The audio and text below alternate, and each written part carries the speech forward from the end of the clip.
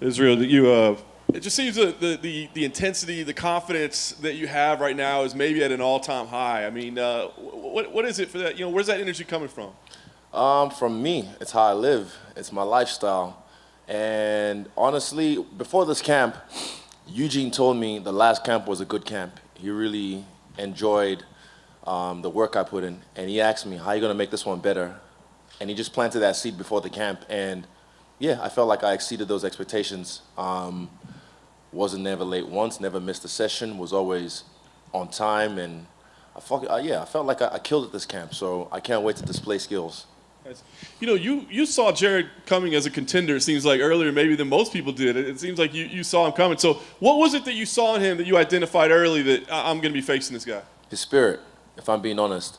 His fighting spirit and his essence. And I recognize that because I'm an empath myself, so I can kind of feel the energy from a great man and a great fighter. But yeah, I like to take care of these guys like, you know me, I call out all the greats.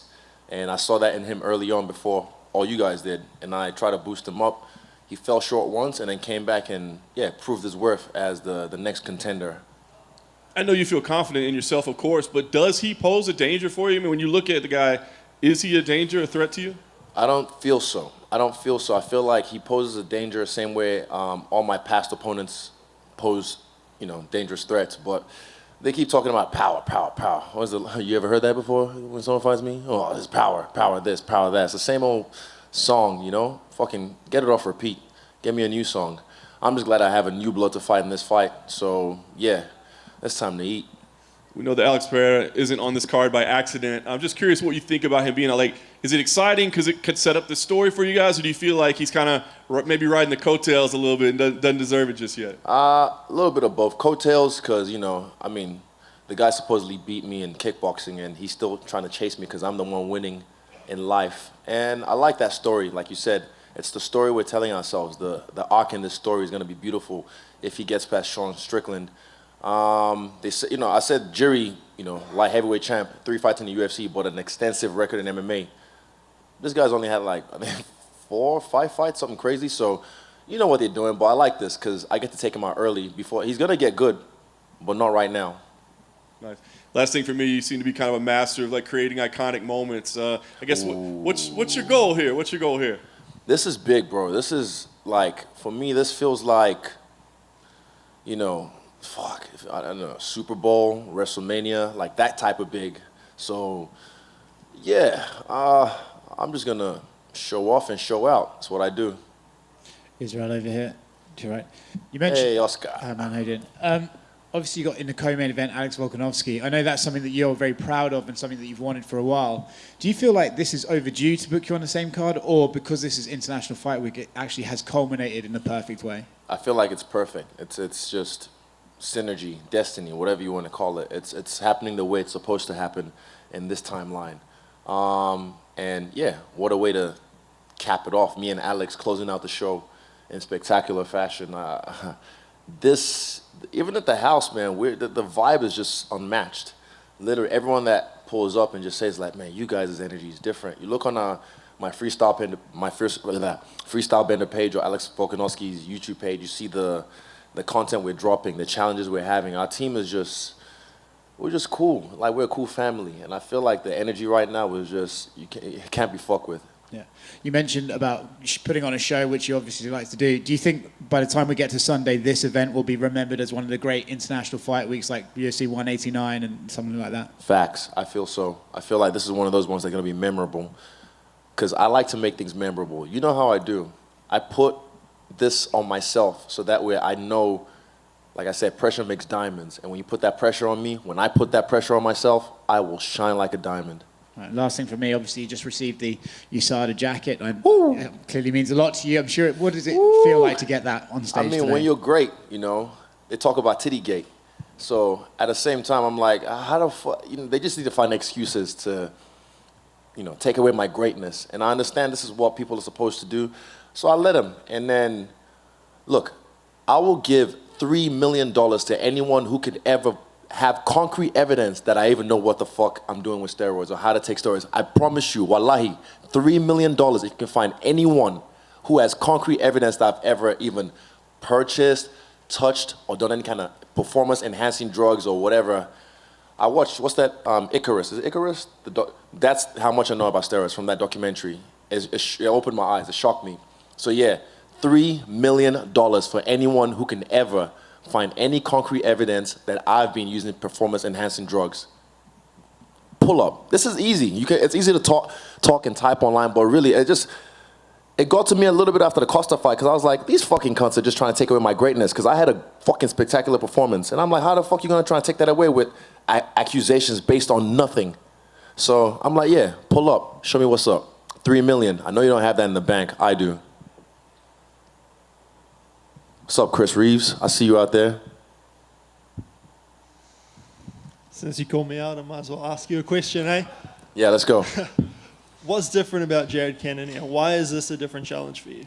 It's new blood, and I feel like a vampire right now. I'm dark, and my people around me know, like, they just know how it is when it comes to this part of the camp, like the fight week and, you know, the timeline that we're in right now. So, yeah, new blood. That's what I'm going to say. I like having new blood. The last two, I've just been, like the Vittoria one, I got bored. The Robert one, I was waiting a little bit, and I just didn't like that for my performance. So I like having new blood, and I like having to rise to the occasion. That's the difference between me and him. I'm used to the spotlight. I'm used to all this shit. He's not. He's new to it. I feel like he's man enough and mature enough to handle it, but not like me.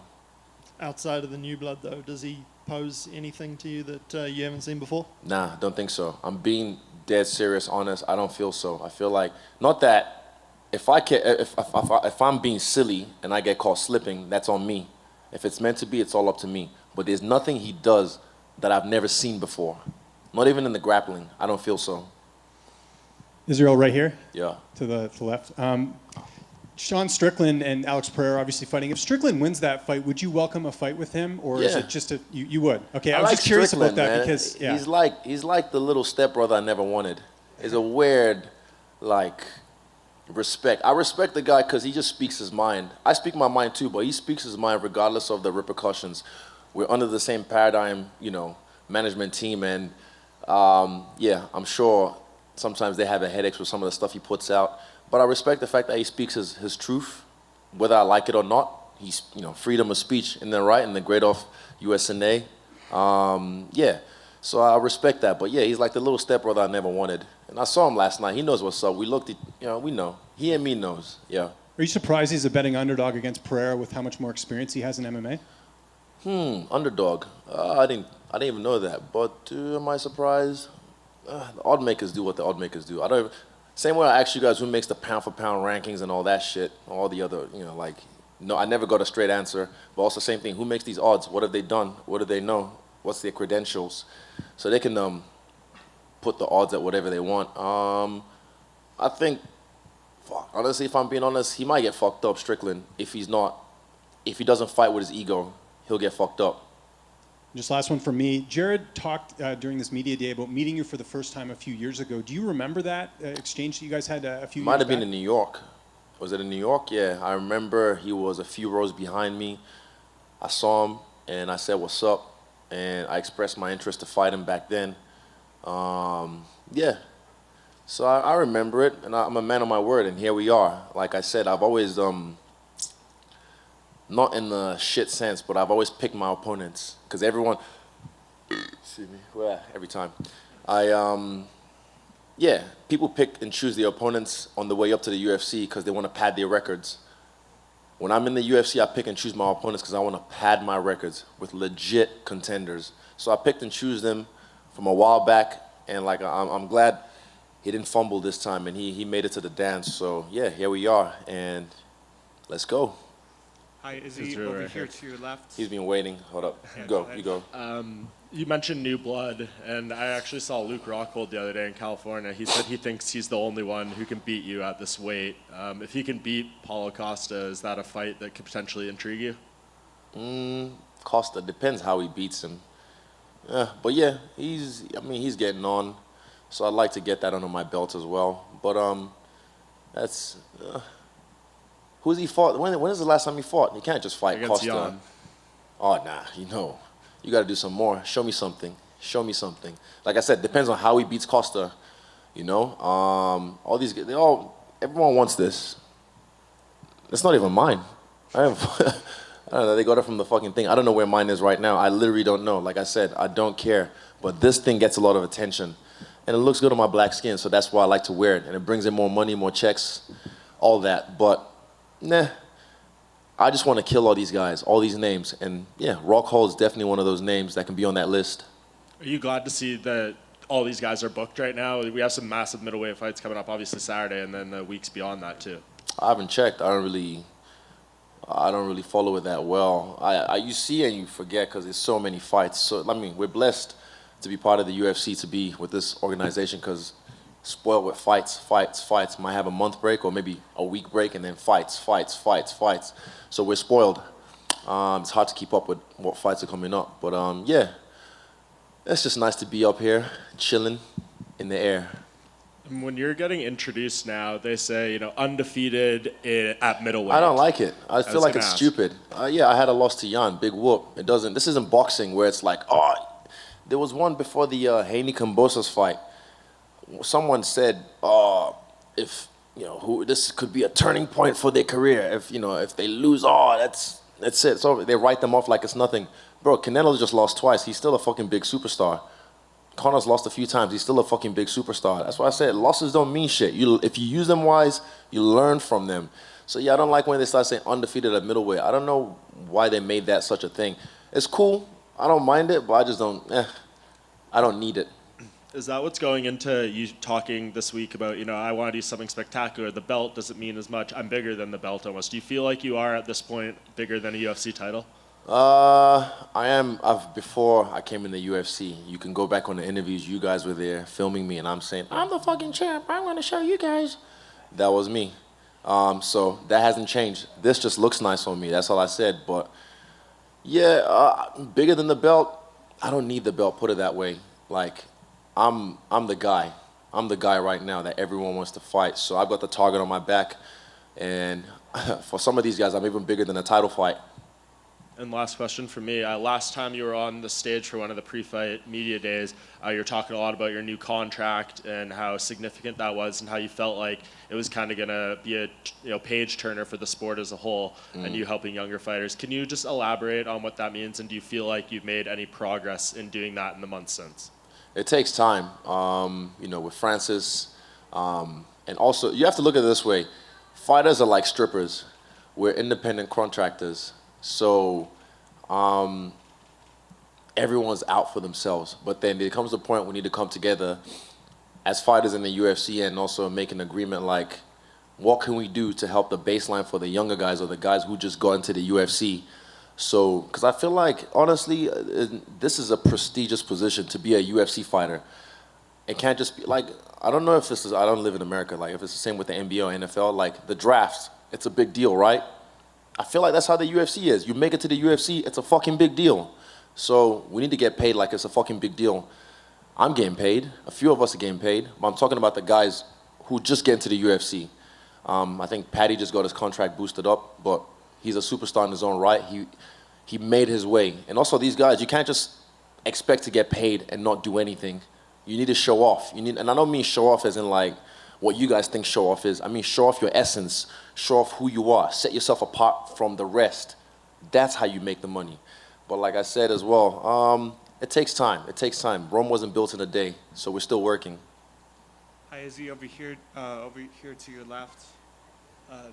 Thank you. Talking to Submission Radio, Jared Cannonier compared you to Doctor Strange because you control time and space. Based on his skills, like what comic book character would you compare Jared to? Ooh, I like that, Doctor Strange. I just saw the movie as well not long ago. Doctor Strange, that's a good one.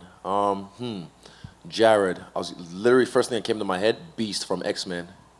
That's the first thing that came to my head, Beast from X-Men. Yeah. Just over here, same place. Hands up, please. I Over like to look to at your people. left, There we at the go. back. I asked Alex Pereira, how he thought a fight with you would go. Obviously, your past two fights were in kickboxing. This is MMA. He said, imagine what I could do with 4-ounce gloves. What's your response to that?